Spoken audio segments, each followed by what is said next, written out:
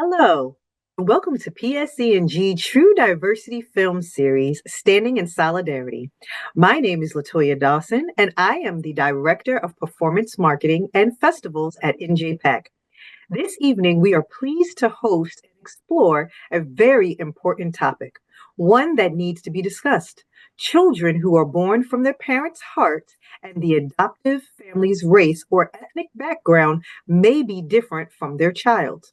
We are presenting this discussion in honor of Asian American and Pacific Islander Heritage Month. This discussion is also informed by the documentary First Person Plural, produced by Deann Borshay Liem, who was adopted by a white family from an orphanage in Korea and is on the panel this evening. The link was included in your RSVP. This social justice series is part of our Standing in Solidarity initiative. The purpose of this series is to bring our community together and to encourage everyone to take part in the movement to ensure civil rights for all. On our website, you can find archived prior social justice panel discussions as well as resources that will help you take action. We are also happy to have as our advisors Newark NAACP and New Jersey Institute for Social Justice, Newark Arts and the Truth Racial Healing and Transformation Center at Rutgers University, Newark, Director, Africana Institute at Essex County College, and Asian American Arts Alliance and ACLU, New Jersey. Now, NJPAC would like to offer a land acknowledgement. The language we are using was created with consultation and guidance from Chief Dwayne Perry of the Ramapo Lenape Munsee tribe and Oleana Whispering Dove of the Eastern Algonquin descendant. We are grateful to them for their generosity, wisdom, and labor to craft these words. NJPAC would like to offer, to craft these words.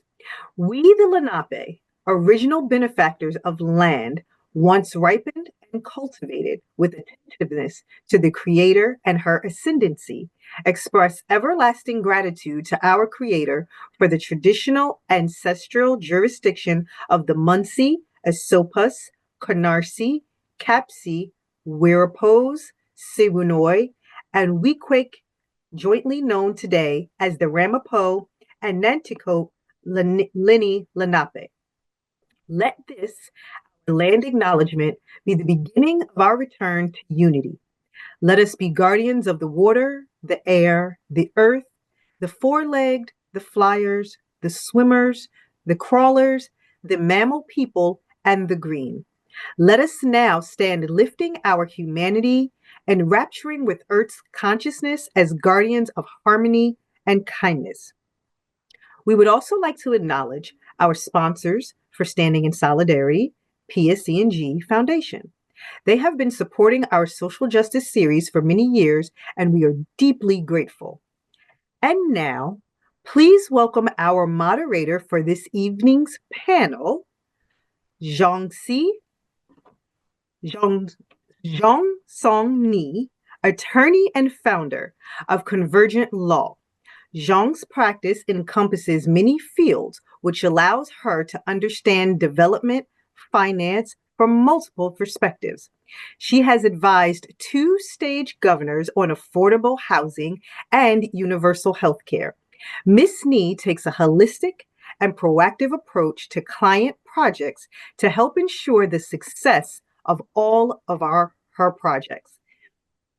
Thank you so much for being here and welcome. Thank you very much, Latoya. I appreciate it. As mentioned before, my name is Jong Suk Ni. I am an attorney and I started my own law firm practice in New Jersey.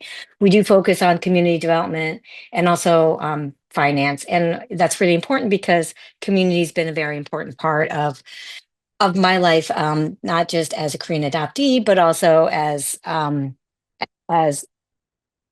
a woman in this moment in time. As mentioned before, I think that I want to thank NJPAC and their social justice programming because we need programming like this. greatly in our current climate. And I'm very appreciative of being invited to serve as a moderator in this panel. And I'm very excited about this panel tonight. There's some pretty impressive women that are going to speak to their narrative. And it's a very personal story for myself. I myself was also adopted by a Caucasian American family out of Peoria, Illinois, when I was about 3. So a lot of the story is very familiar to me. And I think it's probably very familiar to other people that have a similar background as a transnational adoptee. And to get to that, I would like to do a brief introduction of all of our panelists, because I think what's exciting about this particular group is not only do they have personal experience as adoptees from Korea, and from other countries, but they also have professional expertise in this field. So they're going to lend, I think, a lot of context to this discussion. So I'm going to introduce each one. And I would also ask if not only would you do a brief introduction of yourself, but if you can also briefly describe your small adoption narrative. Maybe perhaps how old were you when you were adopted and where your family came from. So first, I'd like to bring in Deann Borshay Liem. This is, as mentioned before, she's an Emmy Award-winning documentarian. She's our director and star for the movie First Person Plural. And I'm so excited to have you here, Deann. Thanks for having me. Would you like to say a few words? Yes. Oh, sure, sure. Well, hi, everybody. My name's Deann. Very pleased to be here. And thanks to NJPAC for putting this event together. I am a documentary filmmaker based in California, and I've spent a majority of my career working and telling stories about the Asian American experience. Stories, for example, about Southeast Asian youth who arrived to the US as refugees following the Vietnam War, several projects related to the enduring impacts of the unfinished Korean War, as well as 3 films about transnational adoptions from Korea, 2 films which were personal about my own story, and 1 film that sets the Korean transnational adoption experience in a historical context. And that film's called Geographies of Kinship, and is currently streaming on the World Channel through the end of May, if you'd like to see it. And yeah, just briefly, I was adopted in 1966 by an American family here in California, and grew up as an all-American kid. And it wasn't until college that I learned that I had been switched with another girl during my adoption process. And I guess I've spent the rest of my life trying to figure that out. So that's my story. I can say more later. It's a great story. Now I'd like to introduce Kimberly McKee. She's an associate professor at the School of Interdisciplinary Studies at Grand Valley State University of Michigan. She's got a beautiful campus in the background. Kimberly. Oh, thank you so much. And thank you to NJPAC. I'm really excited to be here. So actually, I was recently promoted to professor. So Sorry. no, it's okay. It hasn't made I don't know, it just kind of happened. So, but yes, so I'm also the author of Adoption Fantasies, the fetishization of Asian adoptees from girlhood to womanhood and disrupting kinship, transnational politics of Korean adoption in the United States. I was a U.S. Fulbright Scholar in South Korea at Sogong University in 2023 to 2024, and I've previously served as the Assistant Director and Secretary for KAN, the Korean American Adoptive Family Network from 2014 to 2020, and on the organization's Advisory Council from 2011 to 2016. I'm also one of the co-organizers for the International Symposium on Korean Adoption Studies, which coincides with the International Korean Adoptees Association's gathering. So I'm very excited to be here. I was adopted at 5 months old, and I grew up in a white family in Western New York. And in 2013, I entered reunion with my Korean family. So, and I've written a little bit about that in a new chapter in the forthcoming book, edited collection, Eating More Asian America. And that book comes out this summer. Congratulations. Amber Reed, she's our next speaker. She's the co-executive director of AAPI New Jersey, which is a nonprofit that provides advocating services and works to advance the rights of Asian American, Native Hawaiians, and Pacific Islanders in the state. Amber? Thanks, Jung. Thanks, NJPAC, for having me. It's really an honor to be here with this incredible panel. I'm not sure what I'm doing here, but maybe we'll see. So hi, my name's Amber Reed. I do co-lead AAPI New Jersey, which works tirelessly to advance the rights, well-being, and representation of our over 1 million Asian Americans, Native Hawaiians, and Pacific Islanders.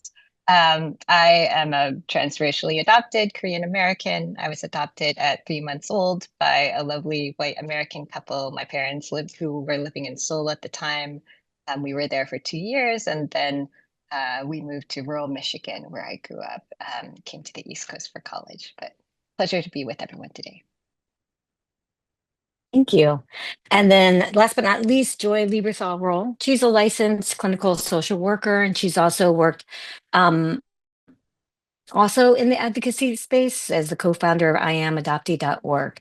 And that's, I think, an excellent area to be in, that, to the extent that they provide mental and social wellness resources for transnational adoptees. Joy? Thank you so much. Again, just thank you to NJPAC for organizing this. I feel like this is a little bit of a fever dream because I have like my friends and my colleagues, and it's a little bit of a full circle moment to see Deann's face again. Her film was really transformative in my own understanding of my own reunion.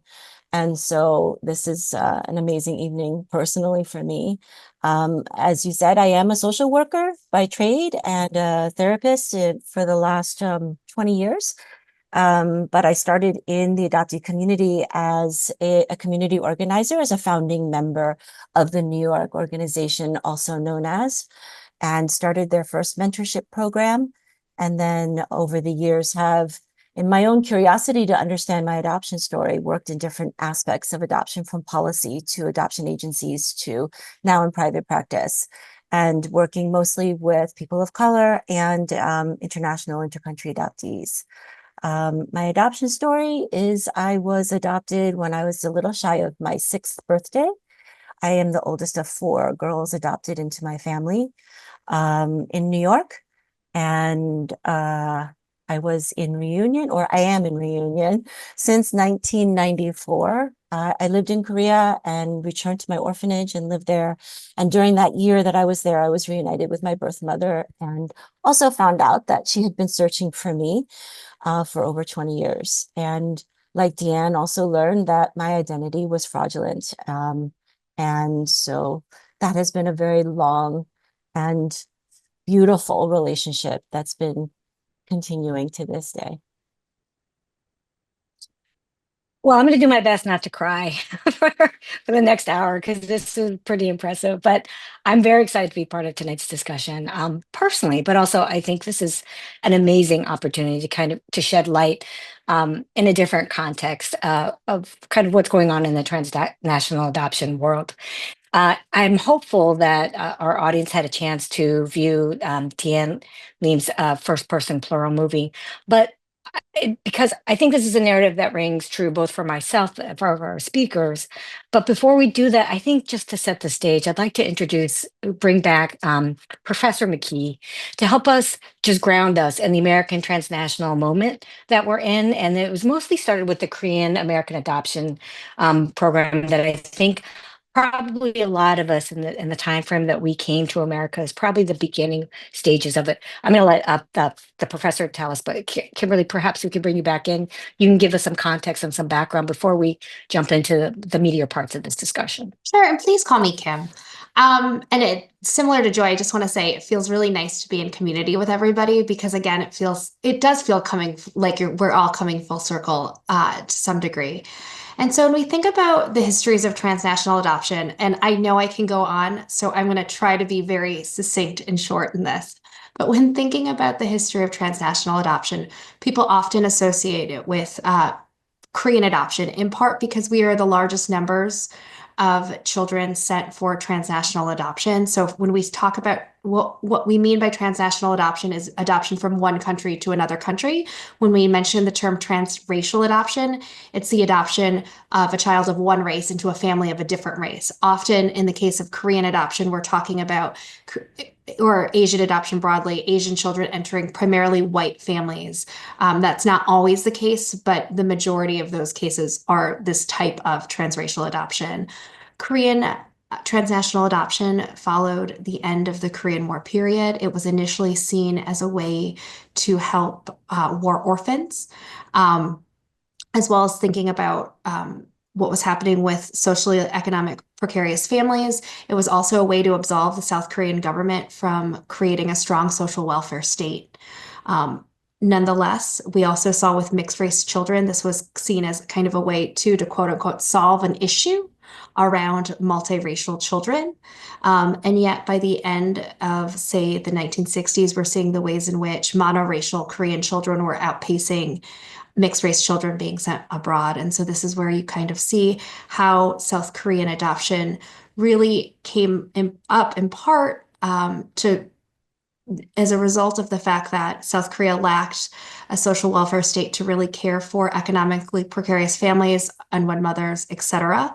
We're also seeing too how adoption was used as Korea was undergoing rapid industrialization at that time as well. So if you're thinking about a lot of young women working in industry who found themselves pregnant and subsequently had to relinquish their children. And so when we start talking about those pieces of transnational adoption, we often hear people talk about people like Harry Holt. You also hear people discuss World Vision as being major players in shaping kind of adoption rhetoric. And again, a lot of this was rooted in this idea that we were saving war orphans, right? And that's what Deann's film really gestured toward in terms of that origin.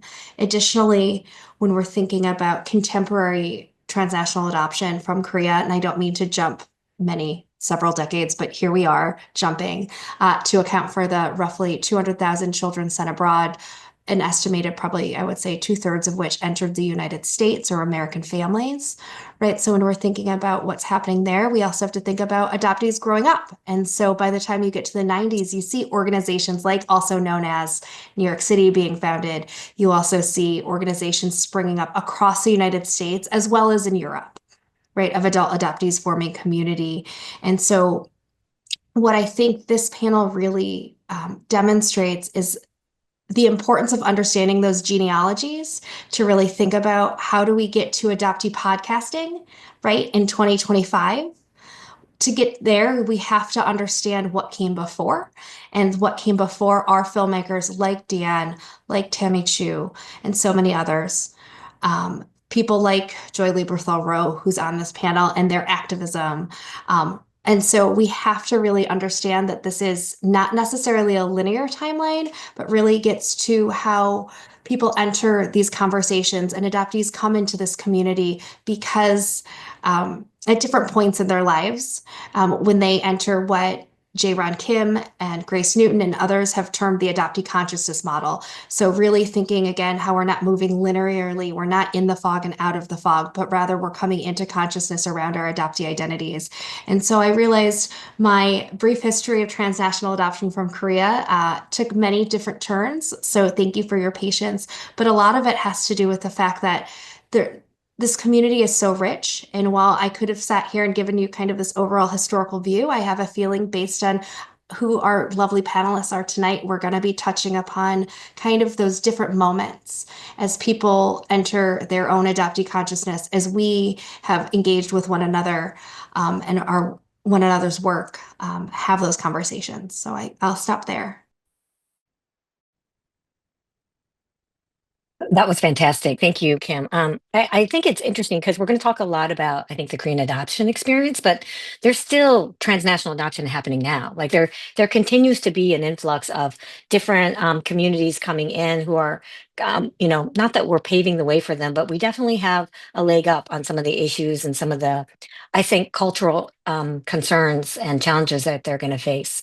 But that was very helpful. And I think it's for people who don't really have a direct interaction with international adoption. I think it's actually very important. And the work that you do continues to help educate people because I think it's we're growing up and we have different influx of people that are all facing, I think, somewhat similar experiences. I'd like to bring us back to that personal experience that we're having and that personal narrative, because I do think that that really helps people. We become less of a statistic and become more of part of the community when we tell more of our stories. So, Deann, I want to again thank you so much for your film, and what an honest portrayal of kind of your own emotional, personal journey as an adoptee, and covering truths not just about your own family, which can be kind of hard to do, but also some of the broader, some of the challenges that I think occurred in your life, and we heard it with Joy, were reflective of broader complications within the Korean American Adoption Network or program. I'm sure you get asked this question a lot, but my slight spin on this is, can you tell us what motivated you to tell your story? And the reason why I'm sort of asking it this way is the different nuance I want to ask is, did you know this was just your individual story? Or did you realize this was a broader issue? I'm kind of, were you just trying to tell your story, or was this something bigger that you felt? Good question. Well, first I should say that First Person Plural, if you've seen it, was made many years ago. It was released 25 years ago, actually, this year, at Sundance in January 2025. I can't believe it's been 25 years. It really started because, I was sort of grappling with the proverbial question of who am I?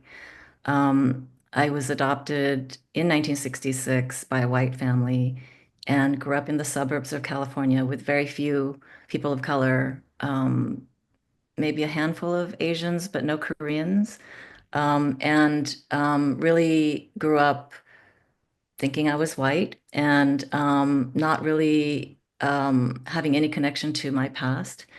And I was adopted actually as an orphan. My document stated that I was an orphan with no family anywhere at all, which is why I was adopted, and that my father had died during the Korean War and that my mother had died during childbirth.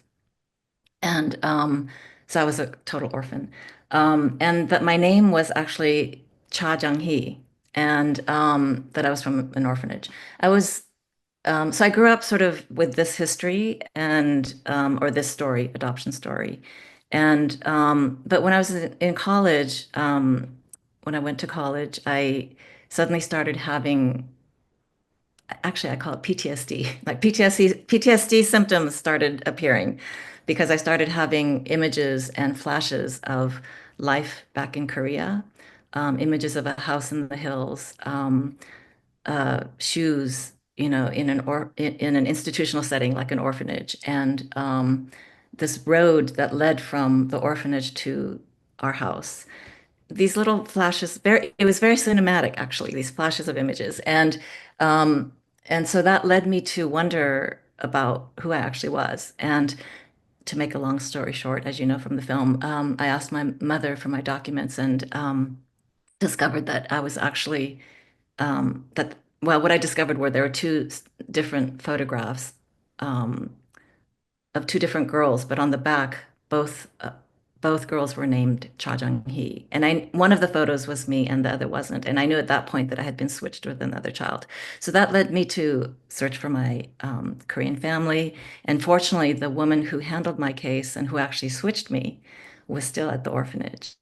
And it turns out that my birth mother had gone to her to ask about me many times, and she refused to tell her where I was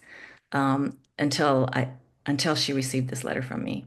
And so anyway, I was, eventually reunited. But I think, I grew up with this story, and I grew up with a set of documents that stated who I was. And I also grew up with an adoptive father who was a filmmaker, really. He was an amazing um, um, he was actually an amazing artist with with an 8 mm camera, and he bought his first Bolex in 1950 and filmed all of our family, all of our vacations, all of Christmases and everything.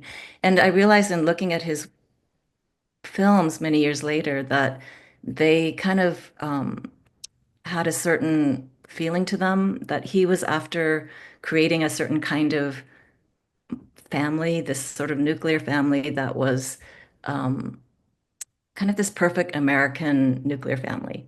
And he was this one little Asian kid that was sort of plopped into the middle of this family. And that was part of kind of this identity that I had. And it was a constructed identity that I just felt more and more alienated from. And so First Person Plural really became a process of a film where I underwent a process of finding out not only my real history and my identity, but also creating visual language for myself that was kind of recreating my own narrative. And then you asked, what was the second part of your question? Joy. I think that's amazing. And I think one of the things that really comes out is this the questions around identity. Like you've got these images, you've got the film that's kind of places you in time. It's very clear that you have a family that loved you, and was that enough? For it. It clearly it wasn't, but I do think that there's this very strong desire within an adoptive family that love will be enough to help ground you in your identity, and that you're not the child. You're not. What is the expression? You're a child of love, not necessarily a biological child.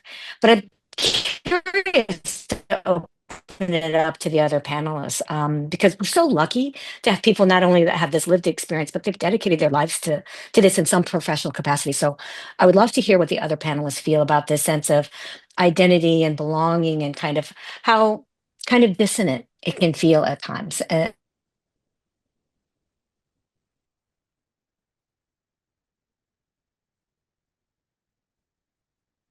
And I'd like context too, because it sounds like all prior that you are not the biological child of your parents.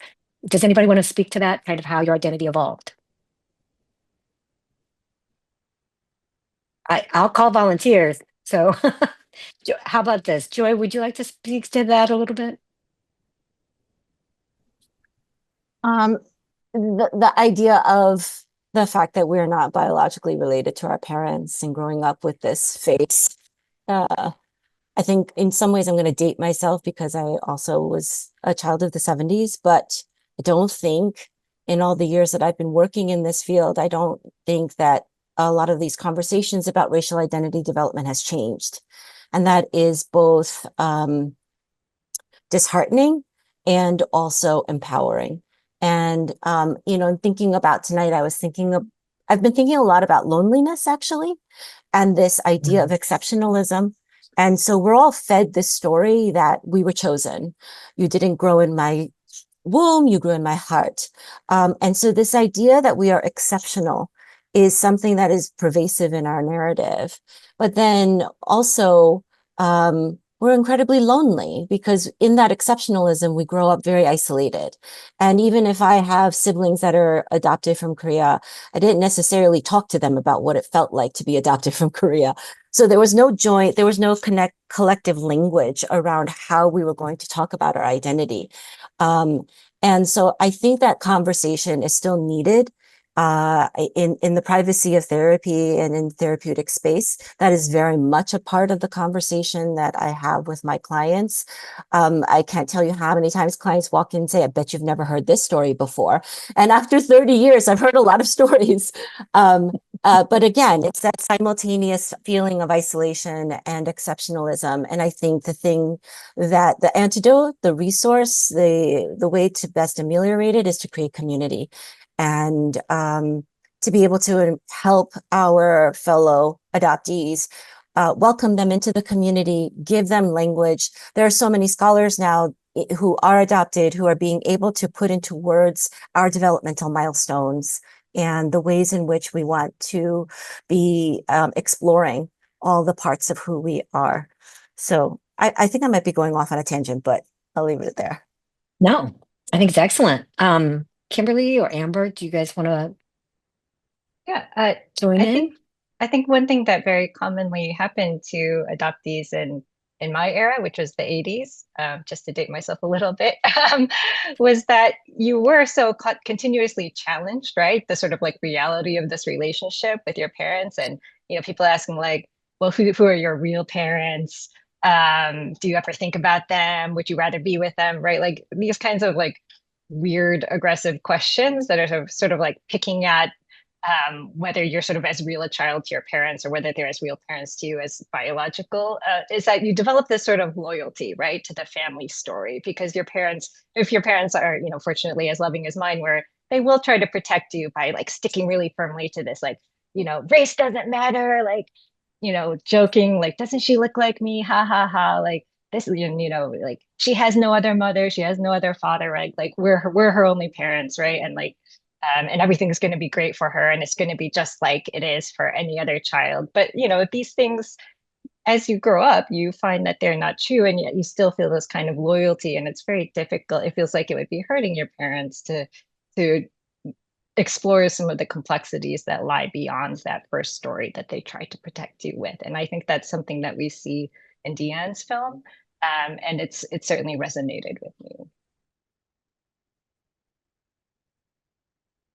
I think it's really interesting because I think there is a lot of commonality I think I'm hearing in your stories, which is very true for me as well, is there's a real in the protection of this nuclear family, which I think is, you know, very laudable goal for our family to try to encase us with love. But in doing that, I think oftentimes there's this denial of kind of your experience. And I think Joy, you've reflected that as like a loneliness because what I felt with my family was there was a real denial in, you know, you don't feel different. You are not different. You know, you are my child. Did you guys experience that? I think part of the difficulty with developing an identity was that no one, at least a lot of people in the community, they don't recognize and they don't validate your experiences because you're only allowed to feel appreciative and blessed to be part of this family. Did you guys experience anything like that? So, one of the things that I wrote about in my first book is the concept of adoptee killjoy, to borrow from some Sarah Ahmed's work, The Feminist Killjoy, to really think about what happens when adoptees end up troubling those demands for gratitude made by not only their adoptive parents, but by society, right? So when you think about society at large, they've been fed this narrative that adoption's an inherent win-win solution, that we're providing children to loving families and they're only going to have positive experiences. And one of the things that even tonight that I've been paying attention to is how, and I don't want to say how quickly, but how very clearly folks have been noting kind of how their upbringing was somehow exceptional or somehow good in these particular kind of quintessential American ways, when we think about things like South Korea's Truth and Reconciliation Commission report, when we think about adoptee blogs, when we think about podcasts, when we think about just kind of news stories, we know not all families are the same, right? We know that not all adoptive families are happy families. And so I think what I'm hearing, what I'm thinking about with this is this idea for gratitude. Oftentimes when I'm in conversations with folks, what I say is that I'm not necessarily grateful for being adopted because I find that to be very problematic on multiple levels, but rather I'm thankful that like I was in a family where I didn't experience X, Y, or Z. Because what you hear when you enter in the adult adoptee community, the abuses and the violence that members of our community experienced that should never have experienced those things. And no child should, adopted or not adopted, right? But that's where gratitude comes in for me, because you know, I shouldn't sit here to be thankful that I know my parents naturalized me as a citizen. And yet, right? And yet we know that that didn't happen for everybody. And so I'm pretty sure I just turned this conversation a little bit on its head based on your question. But I want to kind of tease that out a little bit more, because what is it that we're saying that we're grateful for, or what is it to be expected? Because when we think about the promises of adoption, a lot of those promises are unmet for so many of us. And so for me, that question about gratitude always actually gets to a larger these larger issues for me, because it does make me so uncomfortable, because it's like, well, what am I supposed to be grateful for? When I recognize what's happening to other members of my community. Maybe I can, I'm not sure if, just for our audience, when I was growing up, just to provide context to what Kimberly's saying, is I was always told, even as a child, like, oh, it was clear that I was adopted. So oftentimes people felt comfortable coming up to me saying, wow, aren't you so lucky that your parents adopted you? And it was this constant, well-intentioned dialogue that I was supposed to be prepared to be like, yes, you're right, I'm so lucky I was chosen. And I'm hearing from you that this is a very common narrative, and so there's this very interesting balance, I think, with at least within the transnational community that I'm a part of, that there really has to be a demonstration of gratitude on the part of the adoptee, because we're the lucky ones. Luck, happiness, and appreciation are things that we're supposed to consistently share outside of the family. It's not necessarily something that I think the family always demands of you, but it is a societal pressure, right? And Amber and Kimberly, I mean, actually, all of you probably see this to some extent, right? And so I think that's what Kimberly is speaking to right now. Is this? I think it's still present. Is that what you guys find within the community? Yes. Yeah. So I think with that, and so Kimberly, could you bring up you? Oh, I'm sorry, Amber. What was that? I know, please continue. Sorry, your I'm audio sorry. is just lagging. I think my audio might be feeding. Uh, oh, sorry. Kimberly, do you want to talk a little bit about the Truth and Reconciliation report that came out? I think that might give some context to that. Sure, I'm happy to do that. So when we think about the Truth and Reconciliation Commission, so this is a commission that has since been put on pauses due to the upcoming elections in South Korea, but it investigated. It was a 3-year investigation of roughly 360, I want to say 367 complaints, documenting and looking into South Korea's transnational adoptions, mainly to European countries, but also the US and Australia. And so while it did confirm violations in 56 cases, right, it did not investigate all of those cases. And what it found was the documented widespread fraud and abuse. It really echoed a lot of things that were discussed by the AP and the Frontline reporting that came out as well. So if you think about, so Frontline had a short episode called South Korea Adoptions Reckoning that came out, I want to say last fall at this point? And a lot of what's there really confirmed what a lot of folks knew, right? Except for what it did was bring it to a larger scale. Having the government Truth Commission also documenting this for the first time, these experiences of malfeasance and abuse, is also a key turning point.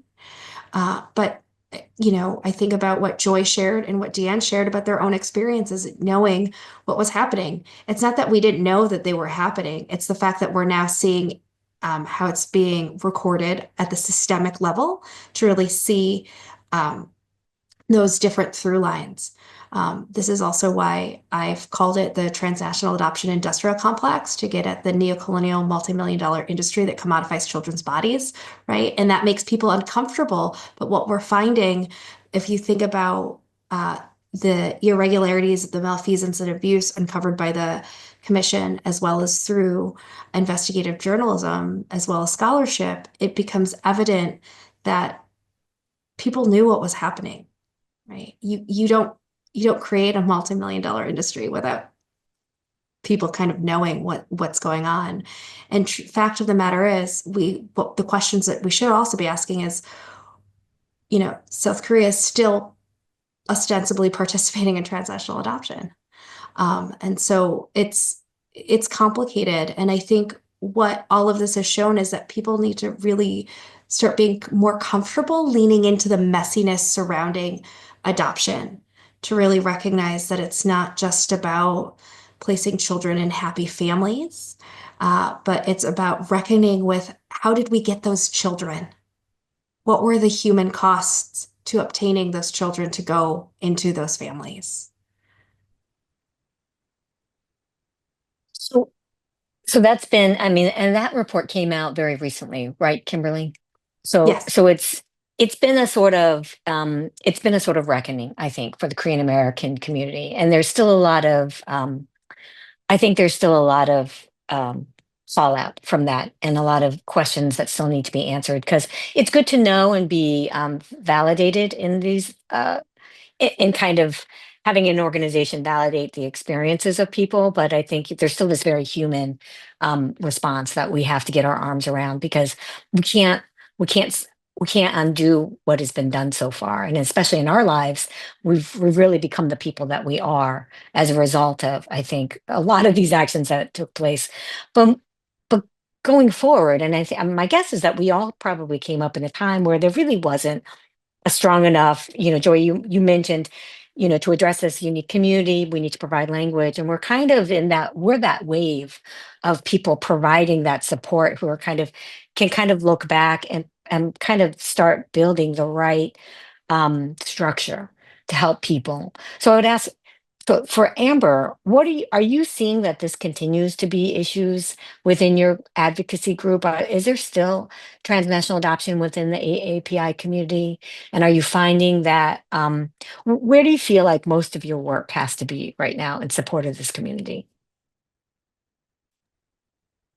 Yeah, so I lead a Pan Asian advocacy organization that is an inclusive space for, mostly non-adoptees, but also adoptees. And I think that's a very high bar to meet for inclusivity, right? If you can feel even adoptees who are so prickly and just so unsure of what their place should be in the Asian American community, then you're onto something, right? Like you really thought through how you're going to make this welcoming. So I'm really proud that we do have adoptive families. We do still see transnational, transracial adoption. Of course, like as I think people have noted in the chat, it's like different countries are, it's like from China, from Thailand. And so like, I think there's a place for critiquing the entire transnational adoption complex, certainly, but we have kids who are here now, and we have loving parents who are trying to support them in a way that, people like my parents living in rural Michigan in the 80s just didn't have any means of doing.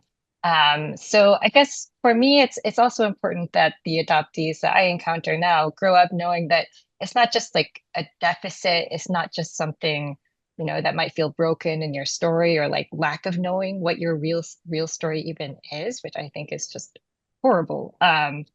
It's like you also tend to have, I think adoptees tend to develop like a keen sense of justice, right? Because they're always thinking about, like, was this fair? Like, is it fair that I'm like this and I'll never have this sort of like whole identity?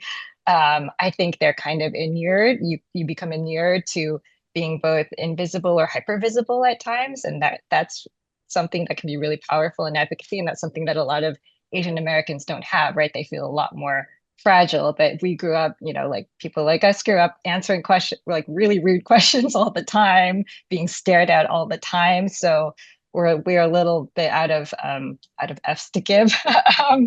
I think we're less weighted, in some ways we end up less weighted down with some of the cultural fears that people have been raised in more traditional Asian households sometimes have, right? The fear of like being the nail that sticks up to get hammered down. And I think we have a lot of empathy because we are always we're watching our parents, we're having to tell our stories to figure out what our stories are. So there's a way we've been communicating all our lives and watching people all our lives that I think can be really powerful in advocacy, which is also, unlike a lot of Asian American groups, it's future oriented, right? It's not about a shared not necessarily a shared heritage, a shared past, a set of practices that adoptees might not really be plugged into. It's about sort of like what we're doing together now to make the future better. Because look, the thing that unites all of us is our experience of racism. in this country and our vulnerability to like violence. And that's something that we all have something we can do, right? So it's not like you feel like you're passing a false coin by showing up in an Asian American space, but not actually knowing all the names of the K-dramas or being able to speak Korean, right? It's not about that. It's about what you can do, what you're willing to bring to this work. So that's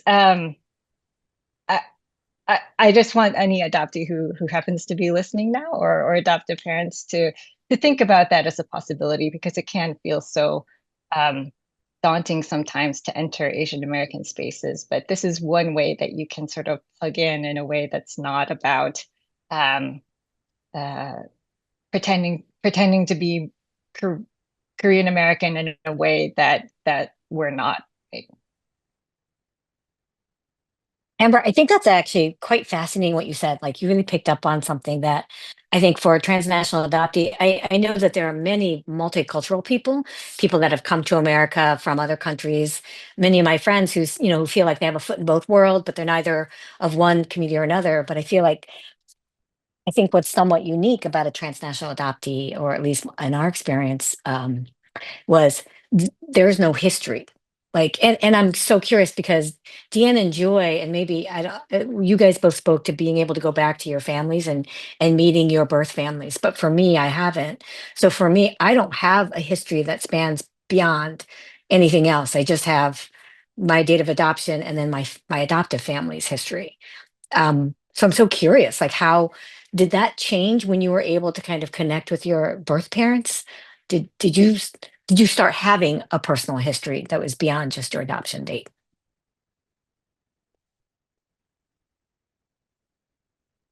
Joy, we haven't heard enough from you, so I kind of wanted Deann to go first. She's the one who made the film. okay. Um, Okay. You know what's interesting is there's two things, and Amber, I loved all that you said. Actually, I actually wrote down a lot of the things that you said because Kim is reminding me of Sejong Camp and all the ways that we created a diaspora of the Korean American community, whether they were adopted or stayed in their families of origin here in the U.S. So that inclusive language that you so beautifully put together, I'm still thinking about that actually, and I've always thought of it as an adoptee as a bit of a superpower to be both seen and invisible, and I feel the same way in Korea too. I can magically churn off my ability to understand Korean at any time. It's great. So I think that idea of figuring out identity in relationship with a birth family is a little bit tricky, actually. And I feel like I'm revealing a little dirty secret among those of us who have been in reunion. It doesn't really clarify a whole lot. It actually adds a lot more complexity and a lot more questions. I actually think the reason I went to Korea was really to figure out how to match all of the stereotypes and all of the projections that white America had on me with this face. And I needed to live in Korea to understand that. And that is actually the identity search that I was going through. And I think a lot of adoptees go through. There's a fantasy, there's a wish, there is a very complicated relationship with a country that is considered homogeneous, that amplifies and prioritizes homogeneity.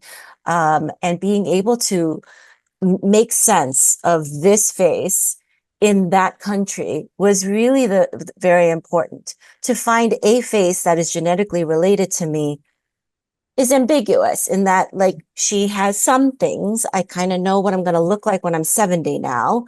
But she's only half of me genetically. I don't know my birth father and I don't know what he looks like. I don't have any understanding or knowledge of him.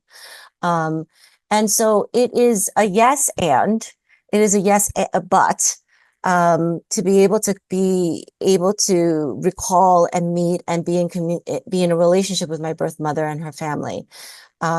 But the actual figuring out who I am is a very singular process. And I look to my fellow adoptees to help me understand all of that, because we all have various relationships with our birth families. Some of us very, very long, protracted interactions, and others it was a one and done. Others it's just pictures and letters.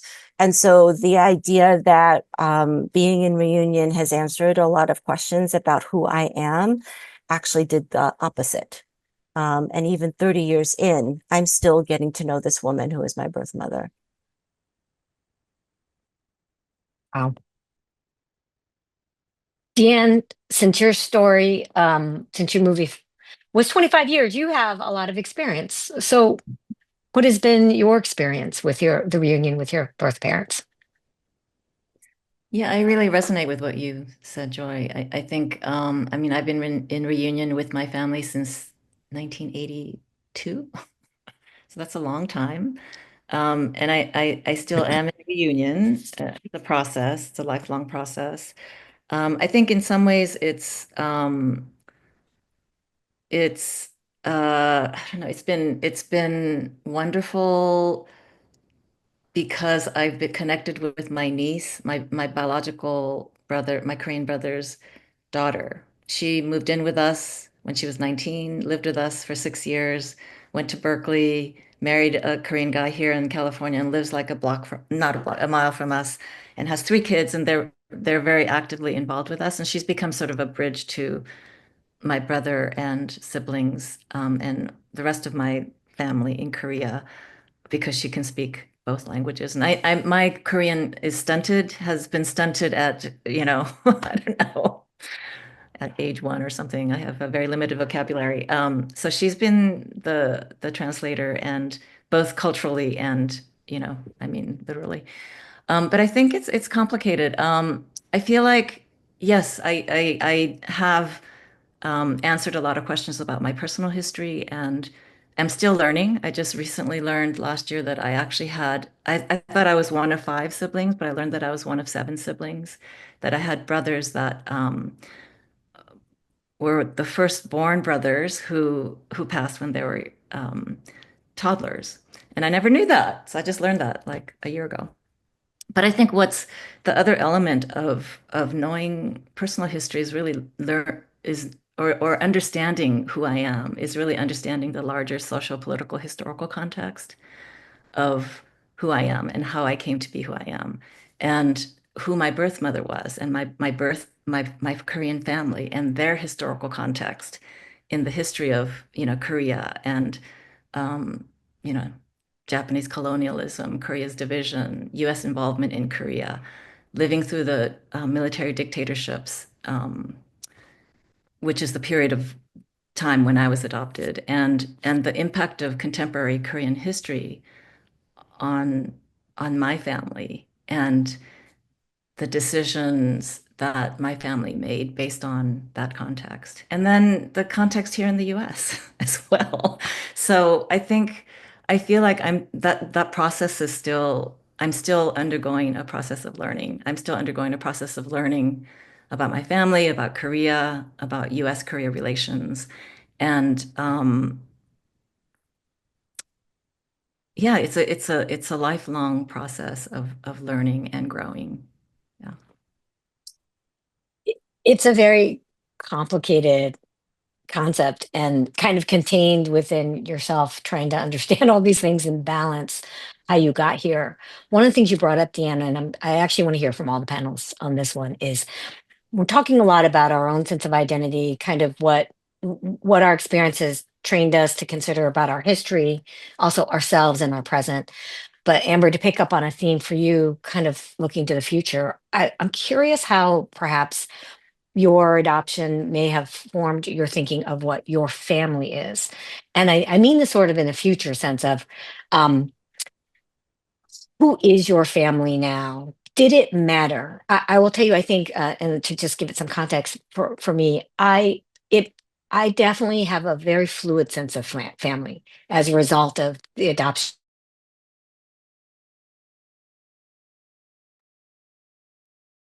Oh, Amber, do you want to take up yeah, this? I'll take that while we wait, while we wait for John to get back on.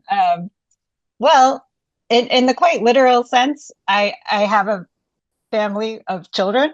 Like I gave birth to 2 children. And I think I grew up, like many adoptees, sort of fantasizing about who my birth family was and reuniting and somehow pieces fitting and, pieces of the puzzle somehow suddenly locking into place. But actually, I had no idea that the experience of parenthood would be like an experience far, far beyond anything I even imagined, right? When my firstborn child, my son Oscar, was placed into my arms for the first time, and for the first time, I was seeing someone on this earth who I shared, blood genetics with.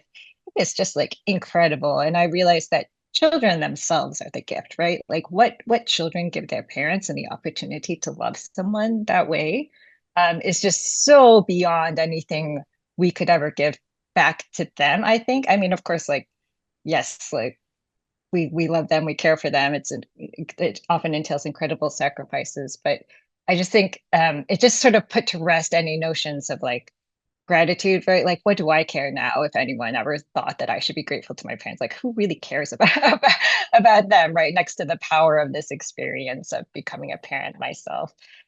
So John, hi again, John. We were just trying to like fill the time while you got back on, but I was talking about how powerful it was to become a parent myself and how that sort of really suddenly adjusted how I thought about being an adoptee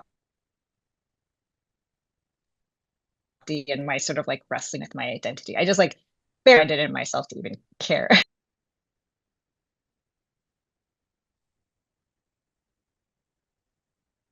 I'm back. So how was it for the rest of you guys? Sorry.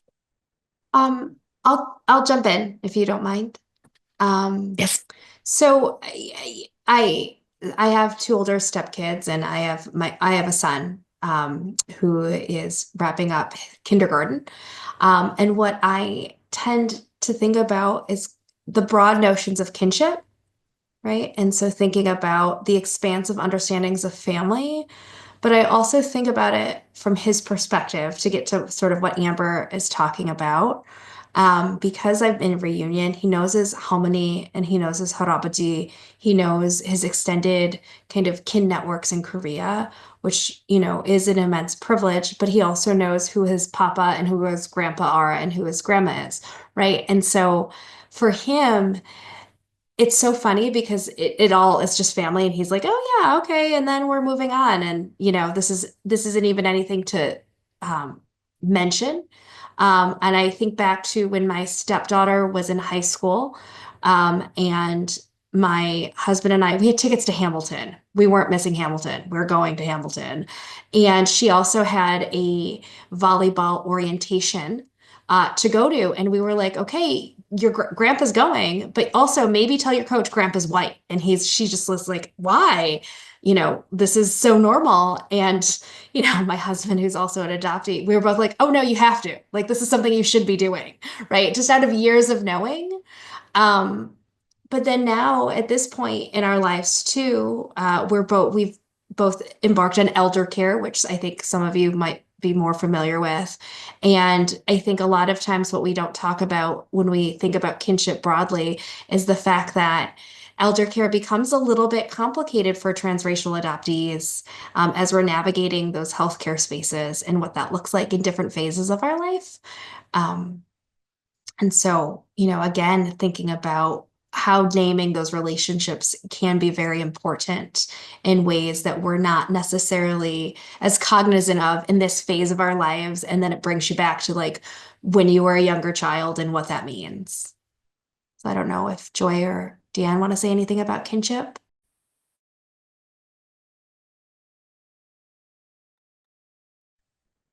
Go ahead, Joy. Um, I know that we're not the first community to use chosen family as a moniker for how we create families, but I think we really exemplify it a lot. I think the queer community probably has it on lock, but us as the adoptee community, I think we do too. And so when I think of family, I really do think of my chosen family. I think about the 7 women that started Also Known As, and all the hours and the evenings and the weekends, either organizing, hosting events, and then afterwards being able to cook for each other and eat with each other. These were women who we were all contemporaries in age, all different lived experiences, adoptees, but they were really a sisterhood for me in my 20s that grounded me, and it really gave me an opportunity to be proud of my Asian American identity within this little nuclear group. I too have a family now where I am married, and I do have 2 biological children. And like Kim, I love being able to give them the intergenerational connection to their culture and to their Korean identity, both in my husband's family and also my birth family in Korea. And I think raising 2 fully ethnically Korean children, 2 Korean boys right now is a really interesting period of time. And just seeing also now as my children are in college and their interest in adoption.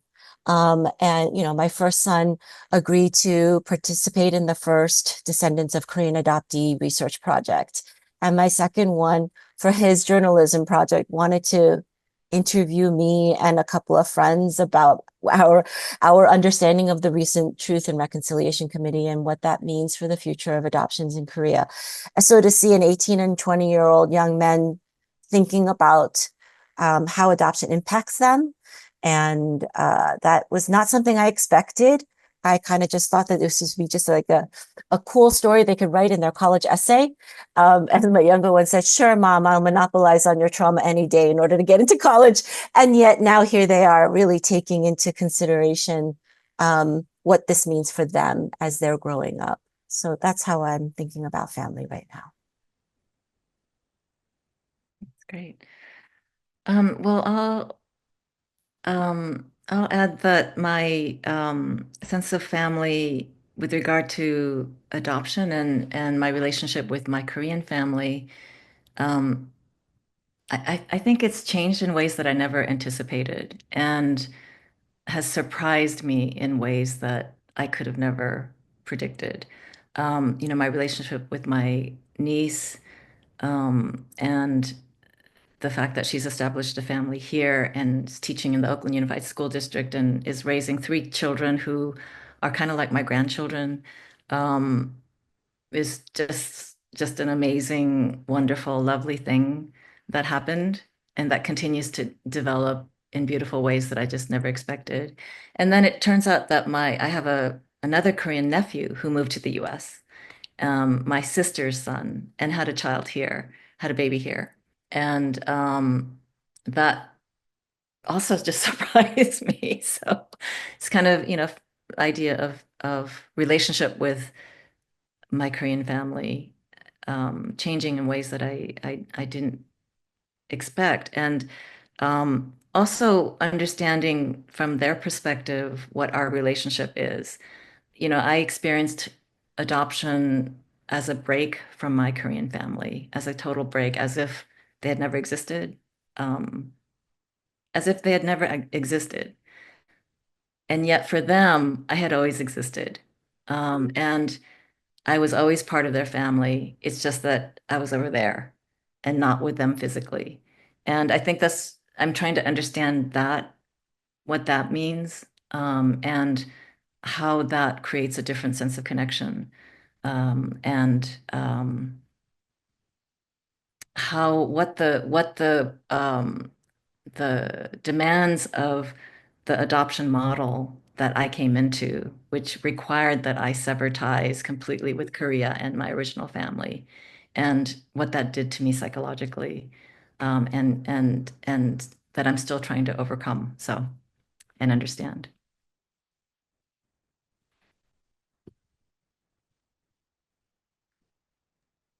No, Deann, sorry.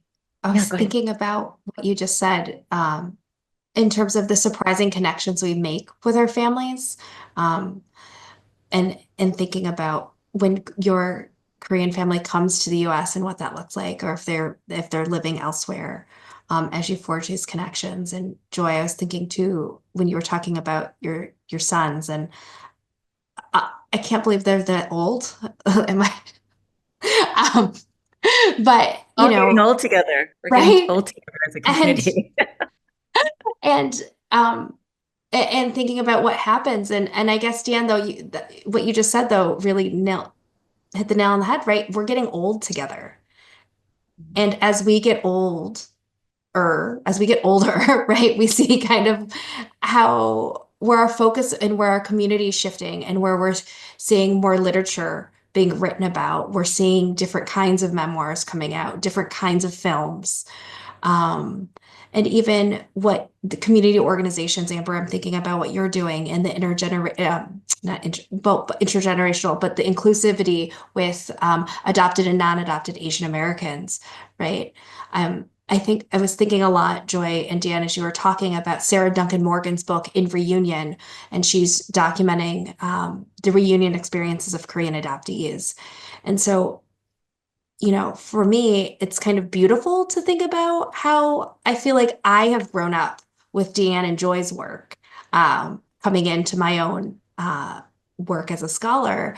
And so, what does that mean, though, when we think about when the 25 years of First Person Plural and how the community has changed and blossomed, and how, Deann, you've really paved the way for that, for us to all grow old together.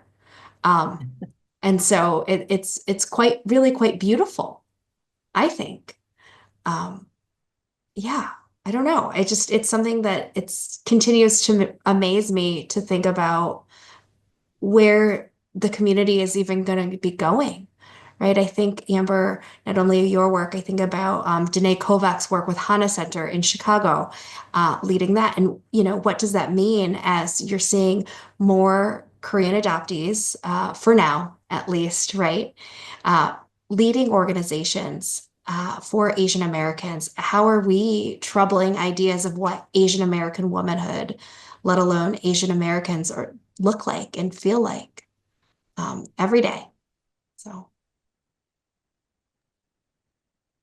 Right. I While mean, we, yeah, go while we ahead, wait Joy. for, yeah, while we wait for Jong, I'm just gonna go a little woo-woo on this, and in the sense that, like, the other aspect of growing old is finding a different community. It's harder to make friends when you're older, but what I've really enjoyed, and kind of a nod to the work you're doing, Amber, is to meet other Korean American women in the diaspora, and women who are much more connected to our indigenous culture, not just the recent history of the last 150 years of Korea, but the thousands of years of history of Korea, and being able to connect to a very long history of women, change makers, healers, helpers, and in some ways, whether we're in reunion or not, again, it really is about how we want to identify, how we want to be seen, and how we want to be interacting with the world. And so being in community with other Korean American women, mixed race Korean American women who are returning to Korea or connecting with their ancestral roots here in the United States has been a really interesting um, uh, second adolescence for me as I'm in my 50s now. And I think that that's a very powerful experience. And Deann, I'm thinking about Women Crossing the DMZ and the community that you created there with a huge diasporic group of Korean American women, and women in general. So, by virtue of who our panel is, I just kind of want to amplify the she in this conversation. We have a lot of really strong community builders in the adoptee community who have made these incredible spaces for adoptees, like you did, Joy, and who also lead organizations for the wider Asian community. I can think of many other examples of adoptees who are not talking about being adopted all the time necessarily, but are just sort of quietly getting on with the work because they happen to be very well suited for it. And I do think their experiences growing up probably had a lot to do with that. I think still you do see, things come up, right? Like sometimes Asians like to start by like invoking our ancestors, and the adoptees in the room are just sort of like waiting for it to be over. um, or sometimes there's like an Asian off, right? Like people are so happy to talk Korean with each other or swap notes on their shared experiences and feel at home in that way. And sometimes we just kind of have to sit outside that for a little bit and watch it happen and just know, that's not something we'll be able to participate in the same way, but at least we are all in the room together. We are all making change together. And I think it's been like as old as we get, it's still very healing for me, certainly, when I see the younger adoptees out there having access to spaces and communities and work even that I I had no idea about, and I'm sure earlier generations had even less access to.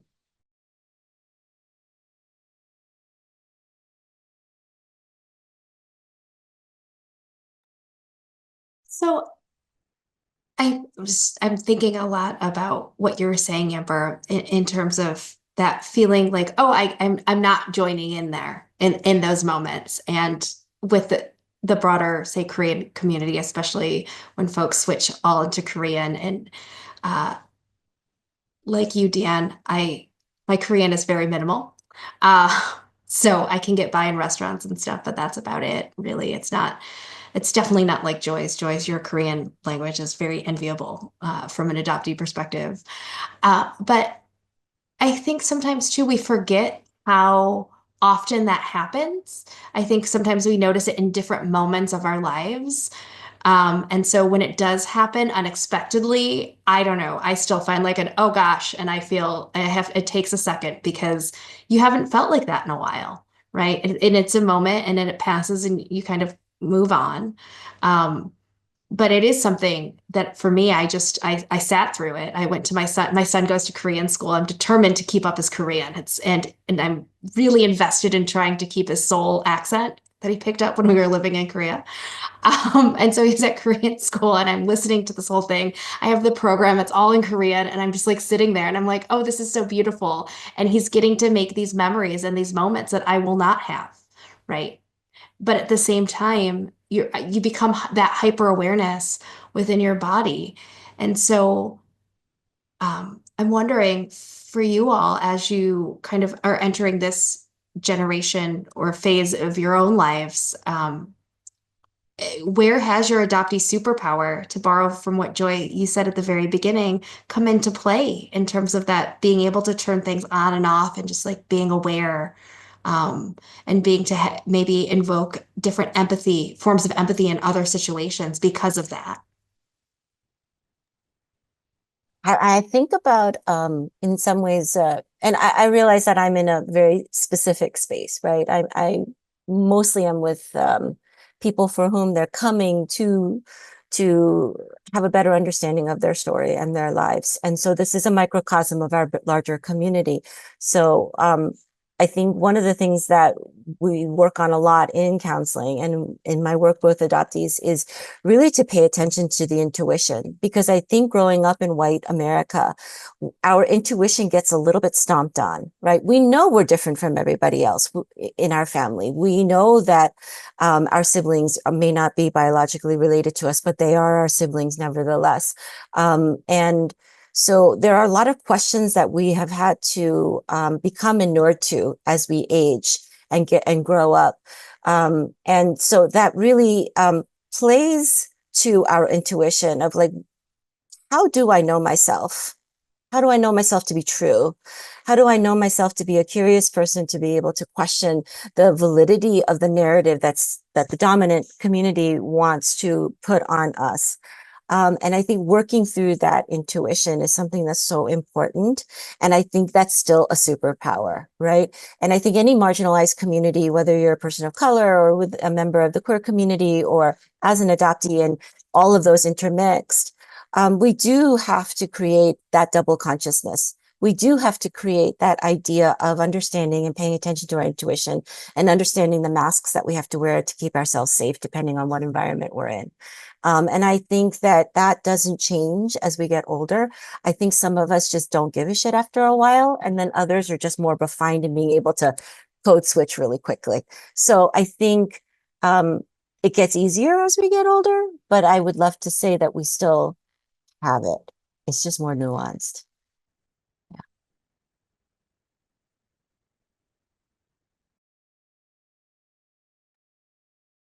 Well, oh, sorry. Go Yeah, ahead, Deann. good. No, I was going to ask Deann No. what she thought. Yeah. Oh, gosh, yeah. I love that, I mean, the double consciousness is something that's always present. Um, I guess, in relationship to my work as a filmmaker, I feel like as an adopted person who was separated from my family, I've come to understand what the division of Korea has meant to the broader Korean diaspora and um, and the impact of division, both personally and of this nation, and the ongoing partition of Korea and the unresolved nature of it. I feel like that, I don't know if I would call it a superpower, but I feel like I have this, I don't know how to describe it, but this sort of understanding of what people have gone through and that our experiences as adopted people are, it's really a microcosm of this larger division and the millions of family members who've been divided through Korea's partition. Um, so I think just the empathy for the broader Korean American community and Koreans at large, kind of in a historical context is, I guess, something that has been derived from, I guess, the adoption experience. And then also this double consciousness, just being able to, because I was white, um, I can recall, I can become white when I need to. I don't know what that even means, but it's through behavior and socialization um, and in fact, it just happened recently at the Container Store that I had to like exert my whiteness or white something. I don't know. Um, it's a strange thing to be able to step into a different consciousness in certain social situations. Um, I guess I'll leave it at that. Jong, you're back. I apologize. I'm in China right now, so I have very bad Wi-Fi. Oh, I So see. are you guys just doing wrap-up comments? I apologize to catch up. Oh, we were on the, I think, going to be in a second, given. Sorry. No, it's okay. Don't be sorry. Was there going to be Q&A too? I think we have an opportunity for Q&A if people have some questions. I didn't know, were you guys able to talk a little bit about advocacy? I do feel like there's this, did you, Amber? I'm not sure. I see you nodding your head. I I would think that before we do any final comments, that we talk a little bit about some of the resources that are available out there. I know that I think you should highlight some of the organizations that you guys are part of, but also things that are available to people who are either adult adoptees or children, people or families that can use some of these resources because it's not always easy to find. Do you mind kicking us off, Amber? And I think you all probably have different experiences. Sure. Well, within New Jersey, AAPI New Jersey is here for you. Whether you're just looking for a community or whether you want to, do something to fight racism and white supremacy and make sure all our kids grow up in a safer, more just, more inclusive future. So aapinewjersey.org. We also have links to some mental health and other resources. I really like the work of Nakasek and the Adoptees for Justice campaign that they lead. As I think Kim mentioned, there's a really unfortunate loophole that meant that certain adoptees over the age of, what is it now, 40, whatever it is, just did not either automatically acquire citizenship on their adoption by American parents or acquire it later when there was an attempt of sort of imperfect attempt to fix that oversight. And so now many adoptees have been vulnerable to deportation to this country that they have never known. And there have been some just incredibly tragic stories, or they're even now just not, some didn't even realize that they weren't American citizens until they like tried to apply for Social Security benefits for their retirement. So it's just horrible. There's no reason not to fix this. We all need to come together to advocate for the Adoptee Citizenship Act. And I know some of the organizers who went down to DC recently to try to get it done kind of were told like, you're just like too brown, like you're too brown, right? Like you need to build a wider coalition to do this, which is horrible. But I think we just need everyone who feels that any adopted child should be of American parents should be an American, right? No exceptions. There's no reason to make any exceptions to that. We were all told, right? Oh, you're just as much my child as anyone else, right? Well, let's all stand by that and advocate for the adoptees. And I'm sure the others can recommend more specific, adoptive community resources. I think that's very helpful, though, because not only being an emotional and interpersonal issue, there really are strong political aspects and implications. So advocacy is still very much needed. Kimberly, I don't know if you want to step in on the political side, but I definitely would like to hear from Joy as well. Talk more about the mental health issues. So I don't know who wants to jump in first. I'm going to defer to Joy on this one.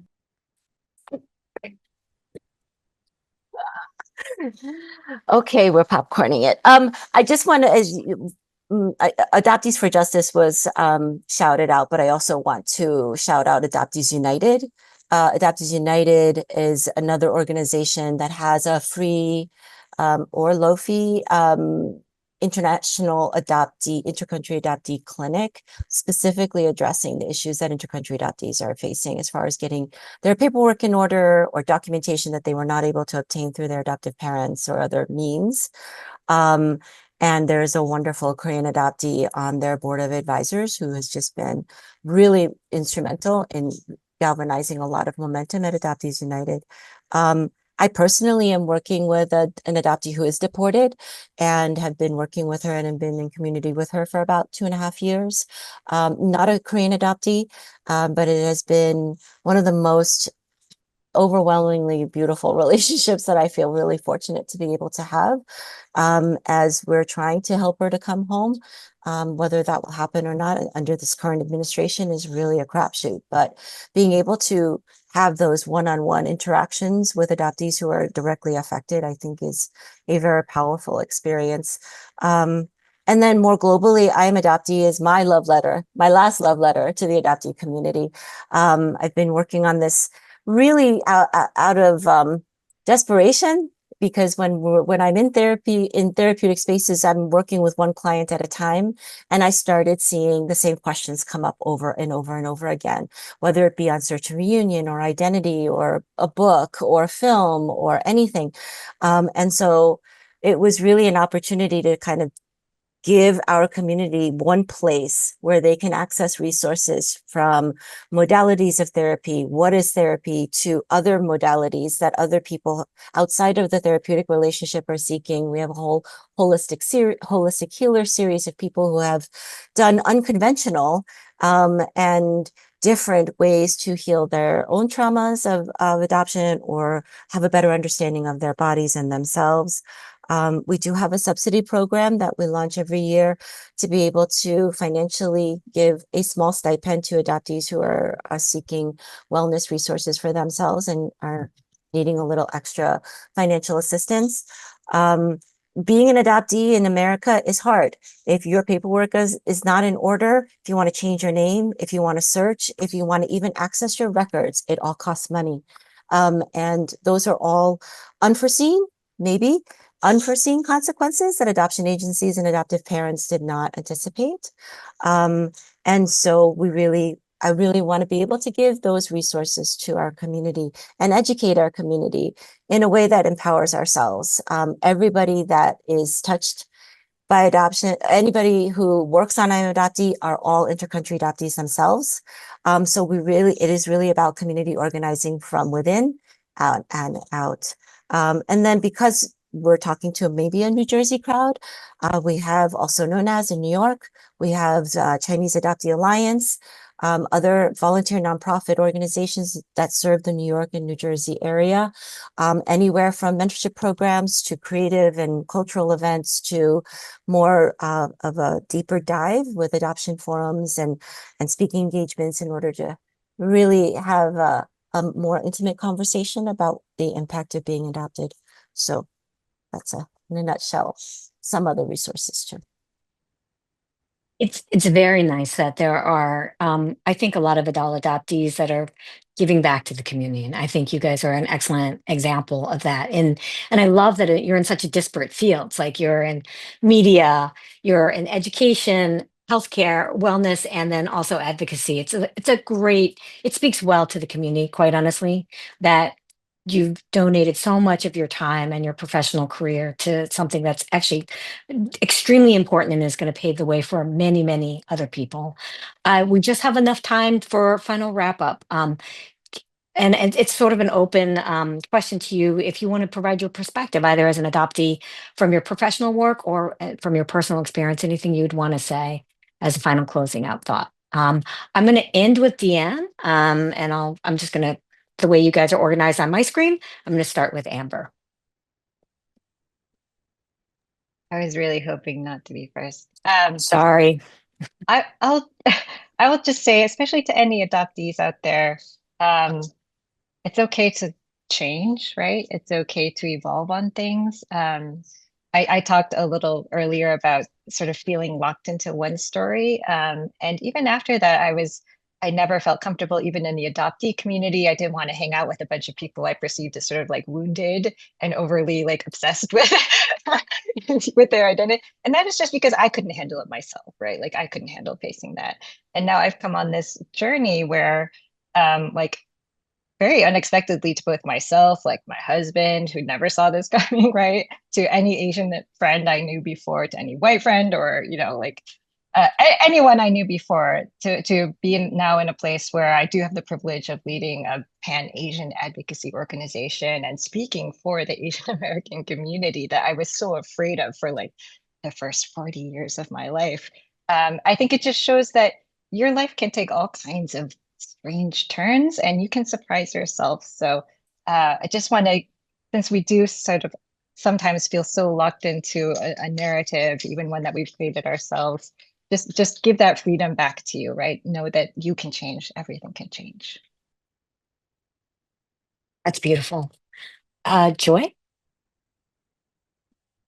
Gosh, I don't know if I can top that. I totally agree. And I think the idea that we are now, I almost feel like we're finally hitting adulthood in adoptee land, has been something that's been a really exciting change.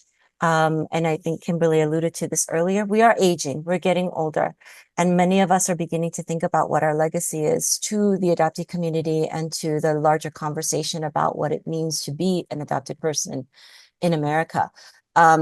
And so I really just welcome anybody who's interested and curious. There will be a day where we will cease to exist. There will be a day where adoptions from Korea will cease to happen. And but the legacy of adoption will keep going. And I really think that as we begin to think about our contributions in looking in the rear view, I really love what the younger generation of adoptees are doing. They're really advancing the conversation about what it means to be a person of color here. When I think about what 24, 25, 28, Alexandra is in this chat right now. She's a young Chinese adoptee who's creating an adoptee film festival. And the things that our younger generation of adoptees are creating, it's so exciting. I can't even imagine having conceptualized any of these things when I was in my 20s. And so I look forward to seeing where our community goes in the future. Thank you. Kimberly? Oh gosh, I now wish I was asked to go first. Because Amber and Joy, what you said was so beautiful. I think for me, it's recognizing that we're all going to continue to grow and that we're growing both together, but also side by side. And it's okay to also disagree with the adoptee community. And I think it's important to acknowledge that because sometimes we want to always just have that agreement and have that community, and that's wonderful. But we also have to be comfortable with being able to have difficult conversations about adoption where there may not be agreement. And that's okay, but that doesn't mean you're losing out. That doesn't mean you're not part of something, but rather that just means it's reflecting how this community is aging into adulthood, right? Where we are more complex. And so I think for me, I would say be okay with the messy. Be okay with being in that gray area. For any adoptive parents listening, just be supportive. Try to decenter yourself from these conversations while the adopted person is trying to kind of figure out our folks listen, where do I fit into these conversations? And for the adoptees listening, be kind to yourself. There's a lot of things happening right now. Be kind to yourself, be gentle with yourself, and find out ways where you want to join the community. And it doesn't have to be a one size fits all. And what works today doesn't have to work tomorrow. Deann, Wow, it's a can lot of help us. the last. I agree. I mean, you all said, I mean, it's just beautiful. I don't know that I have much to add. I mean, our community is maturing and continues to mature, and we are getting older. However, we are still also learning about ourselves, about our history. Some of that is coming out in storytelling through, for example, film Between Goodbyes, which is a wonderful new documentary which has a component of adoption history that's, I think, very unique about the impact of the population control policies on the decisions of Korean mothers to relinquish their children. It's an aspect of our story that really we need to understand better. I'm working on a project about mixed race adoptee experiences in the early years and the way in which our existence is in part built on what happened to adopted Koreans who had Korean mothers and American servicemen fathers, and what that interaction means, and how that has played out, the U.S.-Korea relationship, and how it continues to play out today. So there's a lot more for us to discover and learn as we mature as a community. And I completely want to echo, Kim, what you said, that it's okay that we disagree. We may not agree, we don't agree, and that's all right. And just to reiterate, to be kind to each other and to be kind to ourselves and to each other. Thank you all. I want to just be deeply appreciative of the work that you do. It's beyond just taking time out today to talk about this.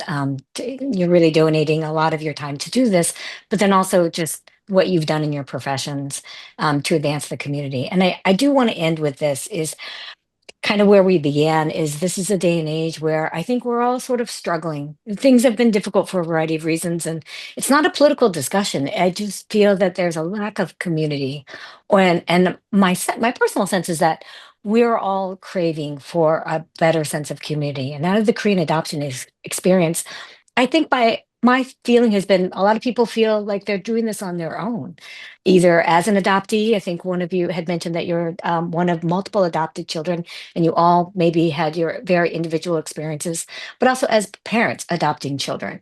You may also feel that you're very alone in trying to experience this, trying to navigate.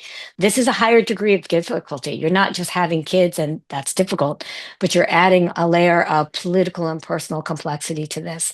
But there is a community, and as you all have mentioned, it's very broad and it's very disparate, but it's still community.